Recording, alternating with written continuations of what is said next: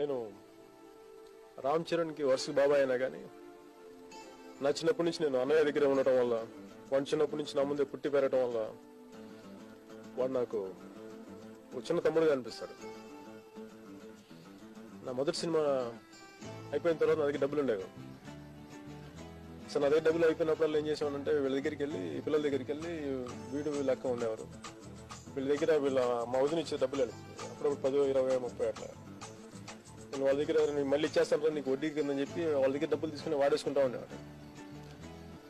ఆ వాడేసుకున్న డబ్బులు నేను ఎప్పుడు ఇవ్వలేదు, ఇప్పుడు దాకా కూడా ఇవ్వలేదు. వాళ్ళు దాని మీద ఎప్పుడు నాతో ఫైట్ చేస్తూ ఉండేవాళ్ళు. ఆఖరి ఆల్మోస్ట్ వాళ్ళు చిన్న అలా ఖుషి దాకా కూడా వాళ్ళు నాతో ఫైట్ చేస్తున్నారు, డబ్బులు ఎప్పుడు ఇవ్వలేదు వాళ్ళకి అని చెప్పి. అలా చిన్నప్పటి నుంచి నేను చూసిన రామ్ చరణ్ కొన్ని ఈ మధ్యన లాస్ట్ ఒక 6 months బ్యాక్, 1 year బ్యాక్ వాడు ఎప్పుడు నాకు ఇంకా చిన్నగానే ఉండేవాడు.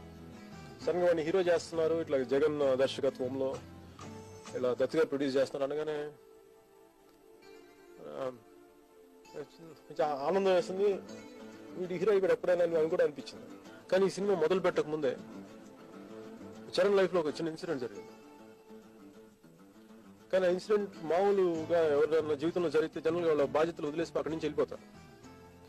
కానీ చరణ్ మటుకు ఎవరు లేకపోయినా కానీ, చుట్టుపక్కల సపోర్ట్ ఎవరు లేకపోయినా కానీ, ఒక్కడే ఆ సిచ్యువేషన్ నుంచి పారిపోకుండా ఎంతో బాధ్యతగా, ఎంతో నిజాయితీగా, ఎంతో ధర్మంగా వాడు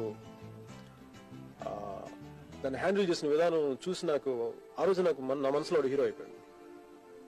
అసలు నిజంగా నాకు ఇలా వాడి వ్యక్తిత్వం నచ్చింది నాకు ముందు. సో దాని తర్వాత మళ్ళీ వెంటనే నాకు ఇట్లా సినిమా స్టార్ట్ చేస్తున్నారు అనగానే నాకు కరెక్ట్ హీరో మెటీరియల్ అనిపించాడు నాకు. సో అలాంటి చరణ్ ఈరోజు సినిమా అయిపోయింది, ఎప్పటికప్పుడు చూస్తా ఉంటే వాడికి చిన్న చిన్న దెబ్బలు ఉంటుంటే ఇంటికి వెళ్ళినప్పుడల్లా ఏంటంటే ఇట్లాగా చిన్న థాయ్ బాక్సింగ్ ట్రైనింగ్ చేసుకున్నాను, నువ్వే కదా నేను కూడా చేస్తానని చెప్పిన ఒక అలాంటి ఏదో ఉండేది అనుకుంటా, నేను కూడా చేస్తున్నాను అన్నట్టుగా. సో వాడు పాపం థాయ్ బాక్సింగ్ నేర్చుకొని ఎంతో చాలా కష్టపడి బాడీ బిల్డింగ్ చేసుకుంటూ, బాడీ బిల్డప్ చేస్తూ, ఆ సినిమా ఏమేం కావాలో అవన్నీ నేర్చుకుంటూ, మేము ఎవరు షూటింగ్ ఎవరు పెద్ద వెళ్ళినా నేనైతే అసలు వెళ్ళలేదు. మా ఇంట్లో అన్నయ్య వాళ్ళు కూడా ఎవరి కాలంలో షూటింగ్ లో ఉండటం వల్ల ఎవరు వాడి పక్కన ఎవరు లేరు. జనరల్గా మొదటి సినిమా అనగానే ఎవరో ఒకరు ఉంటే బాగుంటుంది. అలాగే వాడు ఒక్కడే ఎవరు లేకపోయినా కానీ మా ఇంట్లో నుంచి వాడు ఒక్కడే అలా అందరితో కలిసిమెలిసి అందరితో చక్కగా ఉంటూ ఆ సినిమా అయిపోయి ఈ రోజున రిలీజ్కి వచ్చింది అనగానే అసలు ముందు నాకు అంత ఫాస్ట్గా అయిపోయింది అనిపించేస్తుంది.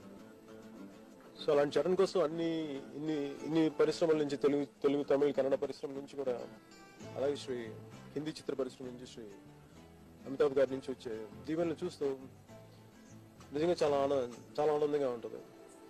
నా నుంచి కూడా మొదటి ఒక బాబాయ్గా కంటే కూడా ఒక అన్నయ్యగా వాడు మనస్ఫూర్తిగా ఎదగాలని కోరుకుంటాం, మనస్ఫూర్తిగా ఉజ్వలమైన భవిష్యత్తును సాధించాలని కోరుకుంటున్నాను. అలాగే ఈ రోజున ఈ సినిమా ఇలాగా వెంటనే రిలీజ్కి వచ్చింది. రేపు రిలీజ్ అనగానే ముందు నాకు జనం వాడిని ఎలా చూస్తారు, ఏమనుకుంటారు వాడి గురించి ఒక చిన్న ఆతృత ఉంది. ఎందుకంటే మాకు తెలుసు వాడి పడ్డ కష్టం ఏంటంటే, ఆ కష్టం జనానికి ఎంతవరకు అందుతుంది, జనం ఎలా ప్రతిస్పందిస్తారు అని చెప్పి ఒక చిన్న ఆతృతగా నేను కూడా ఎదురు చూస్తాను. అలాగే నేను ఒక బాబాయ్గా, వాడు అన్నయ్యగా, అంటేగా దానికంటే కూడా నేను కూడా చిత్ర పరిశ్రమ నాకు ఎలా చెప్పుకోవాలి తెలియదు నా గురించి, ఒక మేబీ హీరో. సో నాకు కూడా అతనికి మనస్ఫూర్తిగా స్వాగతం పలుకుతున్నాను చరణ్కి. నాకైతే మనస్ఫూర్తిగా శుభాకాంక్షలు చెప్పడానికి అవకాశం ఉంది. అలా చెప్పలేని ఎంతో మంది అభిమానులు ఉన్నారు, చిరంజీవి గారిని అభిమానించే చాలా మంది ఉన్నారు. కోట్ల మంది తరపున మనస్ఫూర్తిగా రామ్ చరణ్కి స్వాగతం పలుకుతున్నాను.